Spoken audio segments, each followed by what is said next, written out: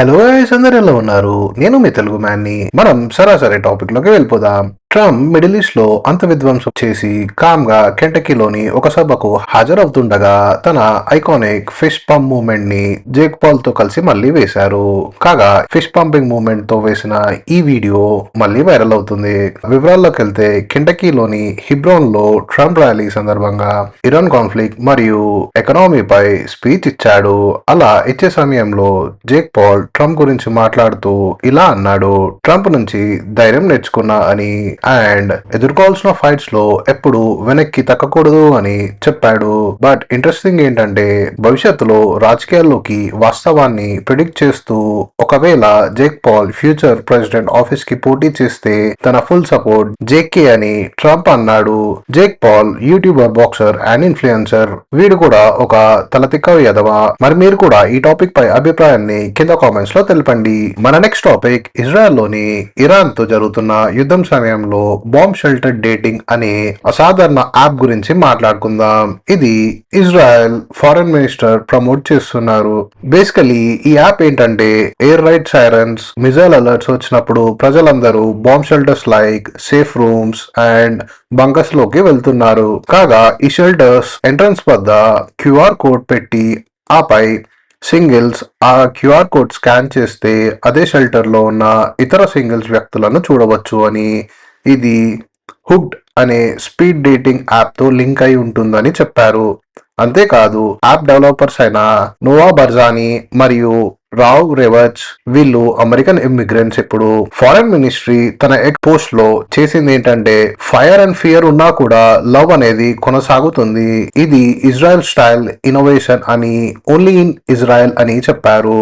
అంతేకాదు ఇతర యాప్స్ కూడా ఇజ్రాయెల్ లో చాలా ఫేమస్, లైక్ షెల్టర్ లో గడిపిన సమయం ట్రాక్ చేసే bomb shelter tracker app and సైరన్ల మధ్య సేఫ్ షవర్ టైం ప్లాన్ చేసే shower risk predictor and siren వల్ల నిద్రపోగొట్టుకున్న సమయాన్ని ట్రాక్ చేసే ఫ్యూచర్స్ కూడా ఉన్నాయని మనకు తెలుస్తుంది. సరే, మరి మన next topic Israel prime minister చనిపోయారా అని. ఇజ్రాయెల్ ప్రధాని మంత్రి బెంజమిన్ నెతన్యాహు మరణించలేదు, అతను జీవించి ఉన్నారు మరియు పూర్తి యాక్టివ్ గా ఉన్నారు అని ఇజ్రాయెల్ మీడియా తెలుపుతుంది. కాగా మార్చ్ 2026లో ఇజ్రాయెల్ ఇరాన్ యుద్ధంలో యుఎస్ఏ తో కలిసి ఇరాన్ పై దాడుల సమయంలో సోషల్ మీడియాలో వైరల్ రూమర్స్ వచ్చాయి, లైక్ నెతన్యాహు మరణించారని, ఇరాన్ దాడుల్లో చనిపోయారని, లేదా అతని వీడియోలో ఏఐ జనరేటెడ్ డీప్ ఫేక్ అని చెప్తున్నారు.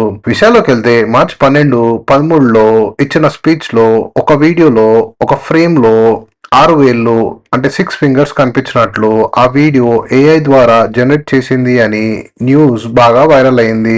దీంతో నెతన్యాహు చనిపోయాడని బాగా ప్రచారం చేస్తున్నారు. ముఖ్యంగా ఇరాన్ సోషల్ మీడియా పోస్టులతో ఈ రూమర్ ని బాగా ప్రమోట్ చేస్తున్నాయి. కాగా నెతన్యాహు ఆఫీస్ నుంచి స్పష్టంగా ఇలా చెప్పారు: ఇవి ఫేక్ న్యూస్ అని, ప్రధానమంత్రి బాగా ఉన్నారు అని. అతను మార్చ్ 7, 12, 13 తారీఖుల్లో స్పీచ్లు మరియు ప్రెస్ కాన్ఫరెన్స్లు ఇచ్చారు అని. ఆ కాన్ఫరెన్స్ లో ఇరాన్ పై దాడులు, న్యూక్లియర్ సైంటిస్టుల మరణం అండ్ యుద్ధం గురించి మాట్లాడారు అని మనకు తెలిసిందే. విశ్వసనీయ మీడియాలు like Jerusalem Post, Hindustan Times, Al Jazeera, Reuters, Times of India వంటివి అన్ని రూమర్స్ అని ఫ్యాక్ట్ చెక్ చేశాయి. కాగా 6 ఫింగర్స్ అనేది కెమెరా యాంగిల్ విజువల్ డిసెప్షన్ వల్ల అని, ఏఐ కాదు అని ఎక్స్పర్ట్స్ చెప్తున్నారు. ఇది యుద్ధ సమయంలో వచ్చే సాధారణమైన మిస్ఇన్ఫర్మేషన్, ప్రొపగాండా అని ఇరాన్ సైడ్ నుంచి ప్రమోట్ అవుతున్నాయని. కానీ అధికారికంగా నెతన్యాహు జీవించి ఉన్నారు మరియు డ్యూటీలో హెల్దీగా పనిచేస్తున్నారు అని కూడా చెప్పారు. సరే, మరి మన నెక్స్ట్ టాపిక్ రీసెంట్ గా పెళ్లి చేసుకున్న రష్మిక గురించి మాట్లాడుకుందాం. తన పెళ్ళయ్యాక పాపం రష్మిక రోజు ఏదో ఒక న్యూస్ తో హెడ్ లైన్స్ లో ఉంటుంది. ఇటీవల ఒక పాత ప్రైవేట్ ఆడియో క్లిప్ లీక్ వివాదంపై బలమైన స్టేట్మెంట్ ఇచ్చారు. ఇది దాదాపు 8 సంవత్సరాల క్రితంది. ఆమె తల్లి అయిన సుమన్ మందాన మాట్లాడినదిగా చెప్తున్నారు. ఈ ఆడియోలో రష్మిక మాజీ ఎంగేజ్మెంట్ రక్షిత్ శెట్టితో బ్రేకప్ మరియు కుటుంబాల మధ్య భేదాల గురించి చర్చ ఉందని తెలుస్తుంది. ఈ ఆడియోను తప్పుడు సందర్భంలో తీసుకొని ఎడిట్ చేసి సోషల్ మీడియాలో వైరల్ చేస్తున్నారు అని రష్మిక ఆరోపించారు.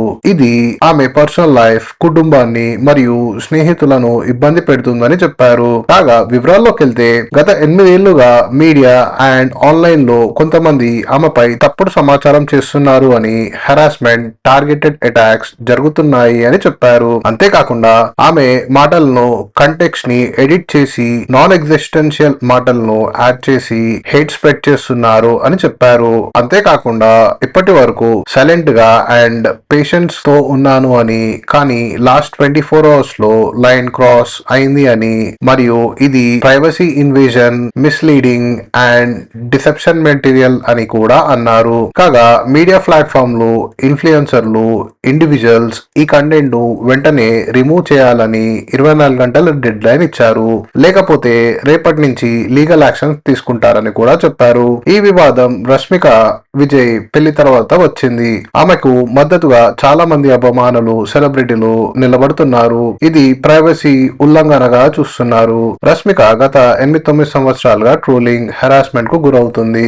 విజయ్ ఆమెకు బలమైన సపోర్ట్ గా నిలబడుతున్నారు అని అభిమానులు, ఫ్యాన్స్ ఇది గుర్తించి చాలా పోస్టులలో విజయ్ ఆమె పెయిన్ కిల్లర్ అని, ఆమెను అర్థం చేసుకుని సపోర్ట్ చేసిన జమ్ అని ప్రశంసిస్తున్నారు. మీరు ఈ టాపిక్ లో రష్మికకు సపోర్ట్ చేస్తున్నట్లయితే లైక్ బటన్ ని ప్రెస్ చేసి తెలపండి. సరే, మరి యూట్యూబ్ 2025 లో ఎంత రెవెన్యూ సాధించింది అనుకుంటున్నారు? మీరంతా ఆలోచించకండి, ఎందుకంటే నేనున్నా కదా మీకు బ్రేక్ డౌన్ చేయడానికి. సరే, మరి యూట్యూబ్ 2025 లో మాత్రమే $40.4 బిలియన్ అంటే సుమారుగా 3.4 లక్షల కోట్ల రూపాయలను యాడ్ రెవెన్యూగా సంపాదించింది. ఇది Disney plus, NBC plus, Paramount plus, Warner brother discovery అందరినీ కలిపిన అంతకంటే ఎక్కువే. ఎస్, ఈ న్యూస్ గ్రాక్ కూడా కన్ఫర్మ్ చేసింది. గూగుల్ యాజమాన్యంలోని యూట్యూబ్ 2025 లో యాడ్ రెవెన్యూ మాత్రమే 40.4 బిలియన్ సాధించింది. ఇది హాలీవుడ్ ట్రెడిషనల్ జైంట్స్ 4 కంపెనీలు కలిపిన మొత్తం $37.8 బిలియన్ గానే ఉంది.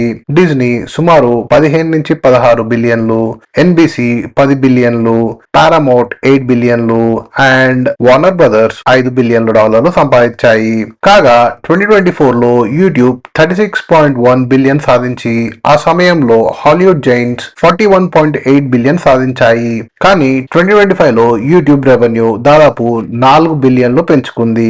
మరోవైపు ట్రెడిషనల్ మీడియా ప్రభావం ప్రజలపై తగ్గుతుందని, దాని ఫలితంగానే యూట్యూబ్ ఇప్పుడు ప్రపంచంలోనే అతిపెద్ద మీడియా కంపెనీగా మారిందని ఎక్స్పర్ట్స్ భావిస్తున్నారు. సరే, మరి ఇందాక చెప్పాను కదా యూట్యూబ్ 2025 లో ఎంత సంపాదించింది అని. అది $62 బిలియన్.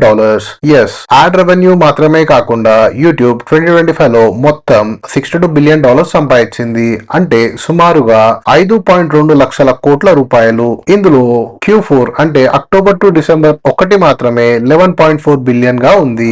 ఇప్పుడు యూట్యూబ్ ఒక్కటే డిజ్నీ, NBC, పారామౌంట్, WBD అంటే వార్నర్ బ్రదర్స్, డిజ్నీ కలిపిన రెవెన్యూను ఓడించింది. ఇది డిజిటల్ మీడియా ఎలా ట్రెడిషనల్ మీడియాను ఓడిస్తుందో చూపిస్తుంది. భవిష్యత్తులో యాడ్స్ మరింత ఇంట్రూసివ్ అవుతాయని కొందరు భావిస్తున్నారు. నా బ్రేక్ డౌన్ మీకు నచ్చిందని అనుకుంటున్నాను. ఒకవేళ నచ్చితే సబ్స్క్రైబ్ చేసి ఒక కామెంట్ కూడా చేయొచ్చు కదా. సరే, మరి మన లాస్ట్ టాపిక్ లోకి వెళ్ళిపోదాం. ఈ టాపిక్ మన బాయ్స్ గురించి మాట్లాడుకుందాం. లైక్ బాయ్స్ నుంచి సేఫ్ గా ఉన్నారా? ఎందుకంటే ఒక ర్యాపిడో డ్రైవర్ ఈ వీడియోని షేర్ చేశాడు, మీరే చూడండి.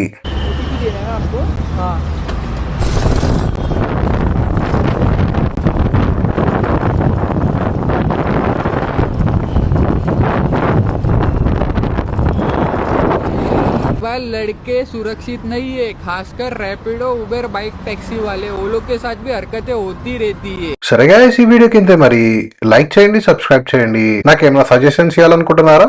కింద కామెంట్ చేయడం మాత్రం మర్చిపోకండి. రేపు మరొక వీడియోతో మళ్ళీ కలుద్దాం. Bye bye.